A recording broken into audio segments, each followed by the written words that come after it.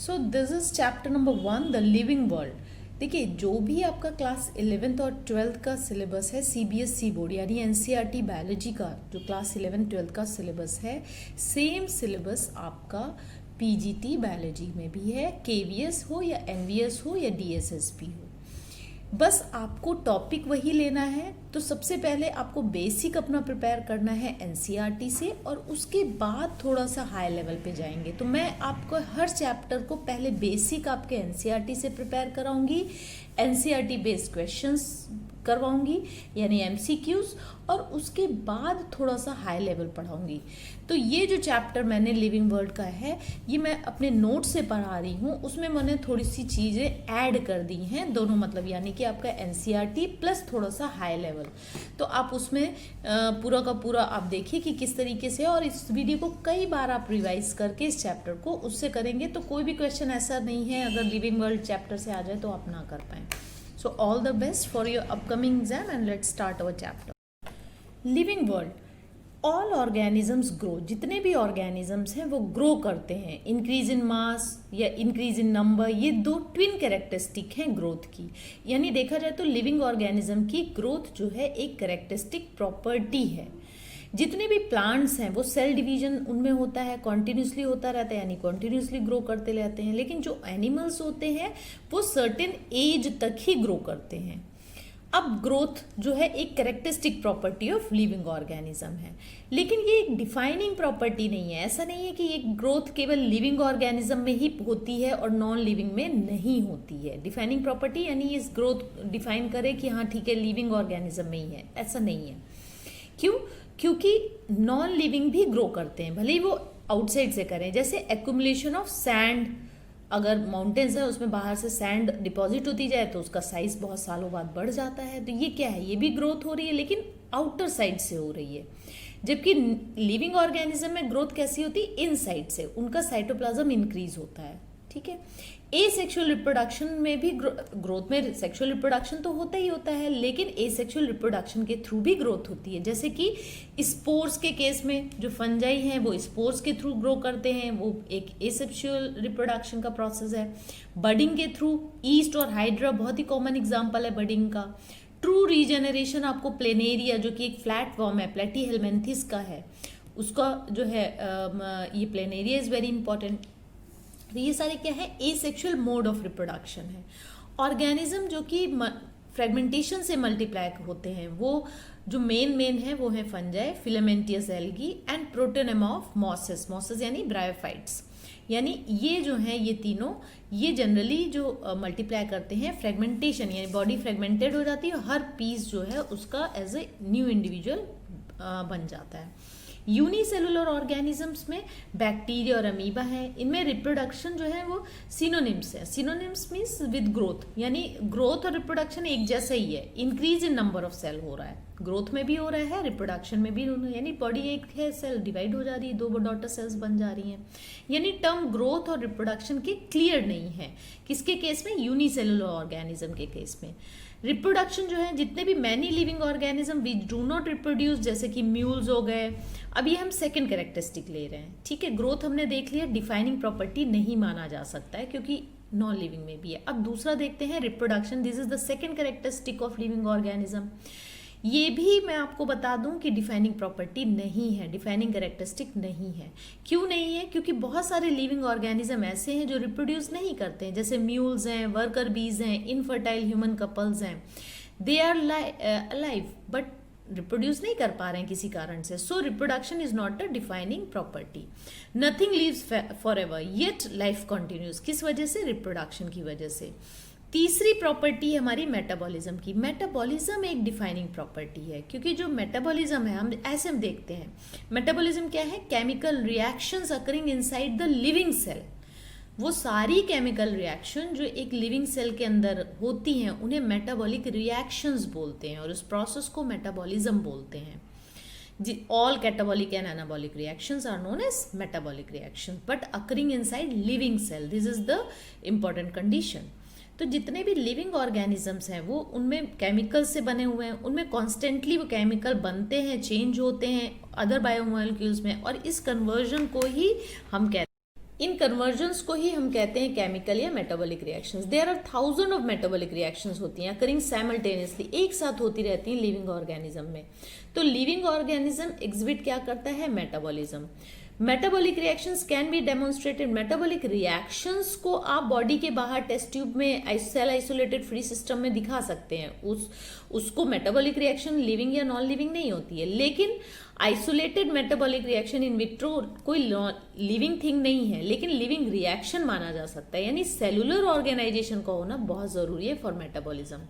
Body in the defining feature of life, यानी cellular organization is one of the defining property and metabolism is the defining property.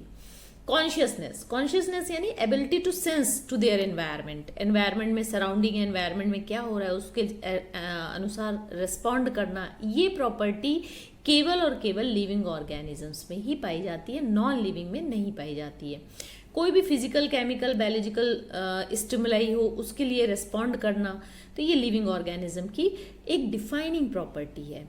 तो जितने भी आपके humans हैं are aware of himself, जितने भी organism है उनमें से human beings human are aware of himself, बल्कि बाकी जो है सब में कॉन्शियसनेस तो है कि बाहर क्या हो रहा है, लेकिन वो अपने लिए अवेयर नहीं है। सेल्फ कॉन्शियसनेस केवल ह्यूमन बीइंग में है कि अपने आप को फिट रखना है, क्या खाना है क्या नहीं खाना है, ये चीजें सेल्फ कॉन्शियसनेस ह्यूमन बींग्स में है, बाकी जानवरों में नहीं है। All living organisms are aware of their surrounding only, लेकिन human being are aware of himself. ठीक है, तो अभी तक हमने क्या क्या देखा? हमने देखा कि ग्रोथ, रिप्रोडक्शन डिफाइनिंग प्रॉपर्टी नहीं है, लेकिन consciousness and metabolism defining property है। तो all living phenomena are due to underlying interaction की वजह से, जितनी लिविंग फेनोमिना है वो उनके अंदर होने वाली इंट्रैक्शंस की वजह से हैं। प्रॉपर्टीज ऑफ टिश्यूज, उस टिश्यू की प्रॉपर्टी नहीं है एक्चुअली, उसमें जो कॉन्स्टिट्यूएंट सेल्स हैं वो आपस में कैसे इंट्रैक्ट कर रहे हैं उन पे डिपेंड करता है वो किस टाइप का टिश्यू है।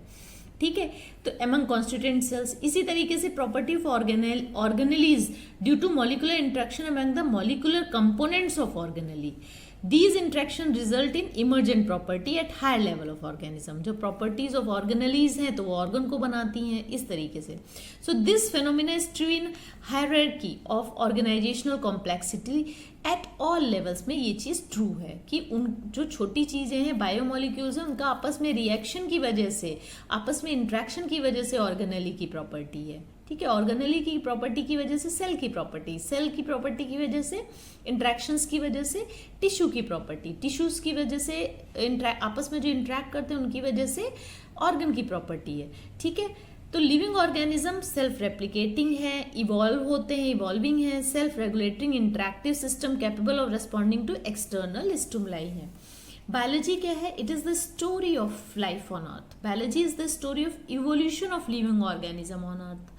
ठीक है, ऑल लिविंग ऑर्गेनिज्म चाहे वो प्रेजेंट, पास्ट या फ्यूचर का हो, ये सब लिंक्ड होते हैं आपस में one another by sharing the common genetic material को शेयर कर रहे हैं हम सभी, बट टू वेरिंग, थोड़ा थोड़ा डिग्री में, वेरिंग डिग्री थोड़ा सा अलग है, otherwise we are having the same genetic material. Diversity में आ जाते हैं। डाइवर्सिटी क्या है? Number and types of organism, कितने डिफरेंट टाइप के ऑर्गेनिजम्स और कितने तरीके के हैं प्रेजेंट ऑन अर्थ, ये डाइवर्सिटी को मेंशन करते हैं या इसको डाइवर्सिटी बोलते हैं। 1.7 to 1.8 million species are known and describe, till date तक डिस्क्राइब हो चुकी है। फर्स्ट स्टेप ऑफ टेक्सोनॉमी क्या है? सबसे पहले आइडेंटिफाई करो ऑर्गेनिज्म को, पहले पहचानो कैसा ऑर्गेनिज्म है, फिर ऑर्गेनिज्म शुड भी, उसके बाद उसको उसके लिए डिस्क्राइब करना चाहिए, तब आप उसका नॉमेनक्लेचर करेंगे to standardize the naming of the living organism. इसके लिए दो एजेंसीज हैं, ICBN international code for botanical nomenclature, ICBN का फुल फॉर्म है, जो कि प्लांट्स के केस में देखता है उसकी नेमिंग कैसे करी जाएगी, कैसे क्लासिफिकेशन करना है। इसी तरीके से आईसीजेडएन है international code of zoological nomenclature, जो कि एनिमल्स के जो है नेमिंग करता है, क्लासिफिकेशन करता है। अब आ जाते हैं बायनोमियल नॉमेनक्लेचर। बायनोमियल नॉमेनक्लेचर की शुरुआत जो बताया था, जो जन्मदाता जिसे बोलेंगे, वो कौन है? कार्लस लिनियस, जो कि स्वीडन के थे, एक बार पूछा गया है। ये इसमें बायनोमियल नॉमेनक्लेचर यानी इसमें दो चीजें हैं, नाम में दो चीजें रखी जाएंगी इनके हिसाब से, कार्लस के हिसाब से। एक तो जेनेरिक नेम होना चाहिए, दूसरा स्पीशीज का एपिथेट होना चाहिए, यानी स्पीशीज नेम होना चाहिए, जो भी है। ठीक है, ये लैटिन में लिखा जाएगा लेकिन अगर आप इसे प्रिंट कर रहे हैं तो इटैलिक्स में करेंगे, अगर हैंड रिटन है तो हाथ से लिखने के बाद दोनों को अंडरलाइन कर देंगे। और भी इसको लिखने का तरीका है, इसमें जेनरिक नेम जो स्टार्ट होता है वो कैपिटल लेटर से स्टार्ट होता है, बाकी सारे लेटर स्मॉल होते हैं। स्पीशीज का जो लेटर है पूरे के पूरे स्मॉल होते हैं, और दोनों को अंडरलाइन भी किया जाता है अगर आप हाथ से लग रहे हैं। अगर प्रिंट कर रहे हैं तो इटैलिक आपको यूज करना पड़ेगा, इटैलिक जो फॉर्म है, फॉन्ट है, वो यूज करना होगा। जैसे मैंगीफेरा इंडिका, देखिए यहाँ मैंने एम कैपिटल लिखा है, ये आपका मैंगो का है।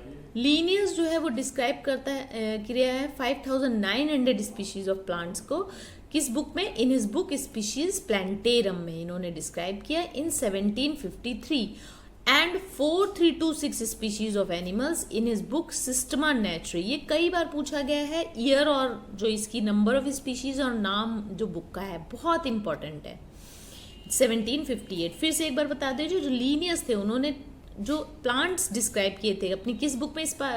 स्पीशीज प्लांटेरम में 1753, यानी पहले प्लांट की बुक लिखी थी जिसमें लगभग 6000 स्पीशीज ऑफ प्लांट बताई थी।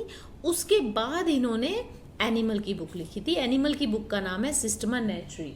सिस्टमा नेचुरी एनिमल की बुक है और 1758 में, यानी इस बुक से 5 साल बाद लिखी, और इसमें जो नंबर ऑफ स्पीशीज हैं लगभग 4500 है, 4326।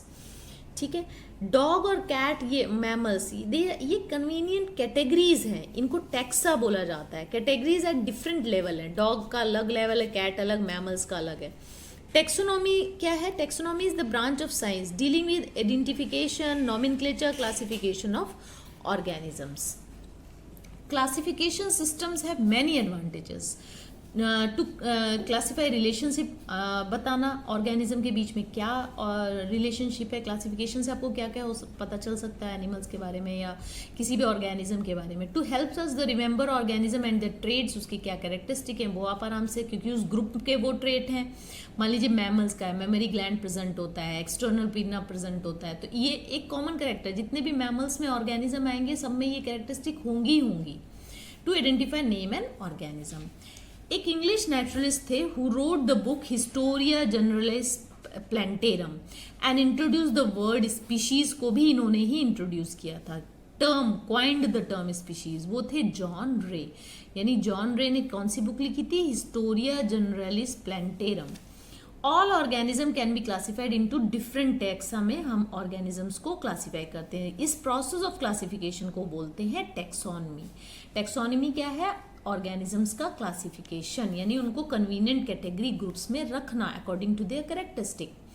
बेसिक्स ऑफ टेक्सोनॉमिक स्टडीज क्या है? सेल का स्ट्रक्चर कैसा है, उसके हिसाब से आप ग्रुप्स बनाएंगे। डेवलपमेंट प्रोसेस कैसा है उनका, इकोलॉजिकल इंफॉर्मेशन ऑफ ऑर्गेनिज्म कैसे हैं, एक्सटर्नल एंड इंटरनल स्ट्रक्चर उनका कैसा है, ये बेसिस हैं। ये बहुत ध्यान से देखेंगे, इनमें से बन सकता है शॉर्ट क्वेश्चन।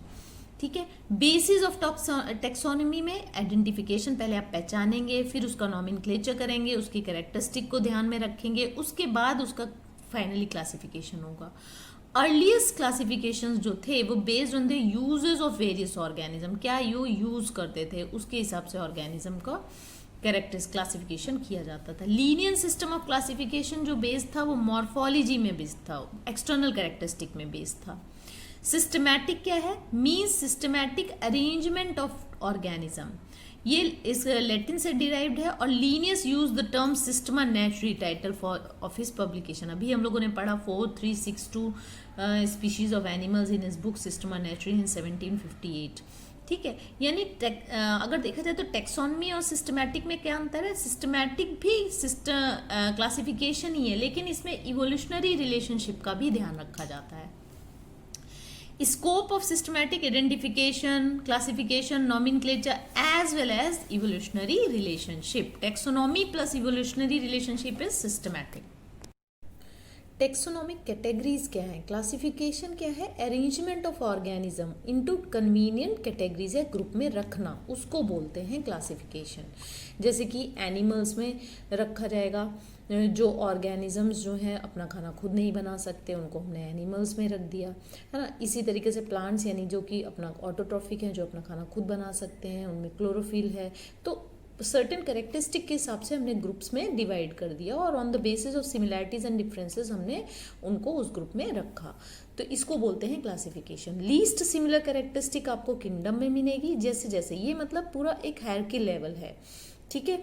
जैसे सबसे छोटा, सबसे ज़्यादा जो है स्पीशीज़ और लेवल पे हैं, जैसे कि हम लोग होमो सेपियंस हैं, ठीक है। सेपियन क्या है? स्पीशीज़ है। होमो क्या है? जीनस है। इस होमोजीनस में होमो हैबिलिस भी आते हैं, है ना। उसमें एप्स का भी होमो है ना। तो ये नहीं एप आपका गोरिल्ला वगैरह ये सारे के सारे होमो हैं, लेकिन हम लोग क्या है? होमो सेपियंस हैं, यानी हम स्पीशीज लेवल पे अलग हैं। जीनस हम लोगों का काफ़ी हद तक सिमिलर है क्योंकि बहुत सारे क्रोमोसोम सिमिलर हैं। इसके बाद बहुत सारे एक जैसे जीनस जो हैं जिनमें काफ़ी कैरेक्टरिस्टिक्स सिमिलर हैं उनको एक ही फैमिली में रखा जाता है, ठीक है। उसके बाद एक जैसे कैरेक्टरिस्टिक वाली फैमिलीज़ को एक ऑर्डर में रखा जाता है। फिर एक जैसे ऑर्डर वाली फैमिली जिनकी कैरेक्टरिस्टिक सिमिलर होती हैं उनको एक क्लास में रखा जाता है, ठीक है। और बहुत सारे क्लास जो है सिमिलर हैं उनको डिवीजन में रखा जाता है, और बहुत सारे डिवीजन जो जिनमें एक जैसी कैरेक्टरिस्टिक है उनको एक किंगडम में रखा जाता है। यानी सबसे बड़ा जो है क्लासिफिकेशन की हायरार्की यूनिट है वो है किंगडम। तो किंगडम लेवल में लीस्ट कैरेक्टरिस्टिक है और सबसे ज़्यादा characteristic similar among the organisms किस में मिलेंगी? स्पीशीज़ में। जैसे सारे ह्यूमन बींग्स की स्पीशीज़ का लेवल लगभग लगभग एक जैसा है। असेंडिंग और descending arrangement of taxonomic category क्या है? हायरार्की इसे बोलते हैं, ठीक है। क्लासिफिकेशन हायरार्की ऑफ स्टेप, जैसे रैंक और कैटेगरी हो गया। ओवरऑल अरेंजमेंट को टेक्सोनोमिक कैटेगरीज बोला जाता है। All the categories together taxonomic hierarchy. Category, rank, taxon ये यूनिट ऑफ क्लासिफिकेशन है, आर डिस्टिंक्ट बायोलॉजिकल यूनिट्स हैं, not merely the morphological arrangement नहीं है। The term taxon is use for the any rank या taxonomic hierarchy. जैसे कि आपको मैंने बताया कि हायरार्की लेवल में क्या है, आपको मैं दिखाती हूँ। जैसे कि ये है, ये taxonomic category showing the hierarchical arrangement, ठीक है। ये हायरार्किकल अरेंजमेंट शो हो रहा है। जैसे कि स्पीशीज से सब आप जाएंगे ऊपर थोड़ा कम सिमिलर, यानी बहुत सारी स्पीशीज जिनकी कैरेक्टरिस्टिक सिमिलर है वो एक जीनस में है। बहुत सारे जीनस जिनकी कैरेक्टरिस्टिक सिमिलर हैं वो फैमिली में हैं। बहुत सारी फैमिलीज जिनकी कैरेक्टरिस्टिक सिमिलर है लगभग उनको एक ही ऑर्डर में रखा गया। बहुत सारे ऑर्डर्स जिनकी कैरेक्टरिस्टिक सिमिलर हैं उनको एक क्लास में। बहुत सारी क्लासेस जिनकी कैरेक्टरिस्टिक सिमिलर हैं उनको एक ही फैलम में रखा गया। एंड फाइनली बहुत सारे फैलम्स जिनकी कैरेक्टरिस्टिक सिमिलर हैं उनको एक किंगडम में रखा गया। तो सबसे बड़ी यूनिट जो ये पूरी टेक्सोनोमिक कैटेगरी है इनको टेक्सा बोलते हैं, टेक्सोन बोलते हैं। एक साथ बोलना है तो टेक्सा, हर एक कैटेगरी को बोला जाएगा टेक्सोन, ठीक है। ये टेक्सोन जो है आपका टेक्सोनोमिक कैटेगरी या हायरार्की लेवल की यूनिट्स हैं जो मैंने अभी आपको बताया। तो कैटेगरी, रैंक और टेक्सन क्या है? यूनिट ऑफ क्लासिफिकेशन है। ये डिस्टिंक्ट बायोलॉजिकल यूनिट्स हैं, नॉट ये मॉर्फोलॉजिकल एग्रीगेट्स नहीं है। The term taxon is use for any rank या taxonomy hierarchy. The basic unit upon which the system of classification है based in species among all the kingdoms. The only taxon that exists in nature is as a biological cohesive unit is species. केवल species ही आपको दिखती है, बाकी सारी units आपको दिखाई नहीं पड़ेंगी। स्पीशीज ही, हम लोग ही, इंडिविजुअल्स ही दिखते हैं आपको। डिवीजन क्या है? Class, order, family, tribe. Family के बाद ट्राइब भी लगाते हैं, लेकिन बेसिक जो मैंने आपको 7 बताई है वही है। फिर genus, species. Catla, Catla is the example of tautonym. Tautonym जो है उसका एग्जाम्पल है, दोनों नाम एक जैसे हैं। The name of the plant order ends with else, Poales. Order में जनरली जो प्लांट है के ऑर्डर्स होते हैं उनमें एलियस, एलियस लगता है। फ्लोरल कैरेक्टरिस्टिक जो है mainly consider for declaring a new plant species, ठीक है। सफिक्स ओइडियाई यूज फॉर सब फैमिली के लिए यूज करते हैं। The true species consist of population which is interbreeding. Population यानी स्पीशीज के जो ऑर्गेनिजम्स हैं, सिमिलर स्पीशीज के ऑर्गेनिज्म आपस में इंटरब्रीड कर सकते हैं। और ये टर्म स्पीशीज किसने कॉइन किया था? जॉन रे ने। फादर ऑफ जूलॉजी कौन है? एरिस्टोटल है। First describe species as a unit of classification John Ray ने किया था। Carolus Linnaeus introduce the binomial nomenclature, ये बता चुकी हूँ मैं। जूलियन हक्सले जो थे उन्होंने concept of new systematic branch का कॉन्सेप्ट दिया था। टेक्सोनोमिक एड में आ जाते हैं। जैसे स्पीशीज में फंडामेंटल सिमिलैरिटीज होती हैं same. Mangifera indica, Solanum tuberosum, Solanum melongena, Solanum nigrum, इनमें देखिए स्पीशीज लेवल पे अलग हैं लेकिन इनका जीनस एक जैसा है, यानी काफ़ी कैरेक्टरिस्टिक इनकी सिमिलर होंगी। पैंथरा जीनस है। लियो, टिग्रिस एंड पार्डस, लेपर्ड को पार्डस भी बोलते हैं, टाइगर को टिग्रिस और लैन को लियो। ये जो है इनका स्पीशीज लेवल पे अलग है, लेकिन इन सबको ये तीनों बिलोंग किसको करते हैं, सेम जीनस को, पैंथरा को बिलोंग करते हैं। ठीक है, इसी तरीके से आप जीनस क्या है, aggregates of closely related species, जैसे पैंथरा टाइगर, लैन लेपर्ड का है, फेलिस जो है वो कैट का है, कैनिस डॉग का जीनस है।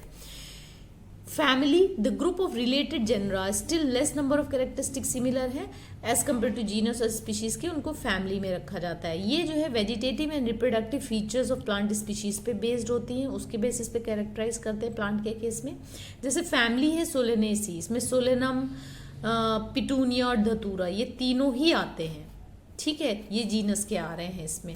फैमिली है फेलिडेई, जीनस पैंथरा भी इसमें आ रहा है, कैट की फैमिली, यानी हम लोग कहते हैं ना बिल्ली जो है लायन की मौसी है, तो इसका मतलब ये इसी फैमिली को, सब दोनों की फैमिली एक ही है।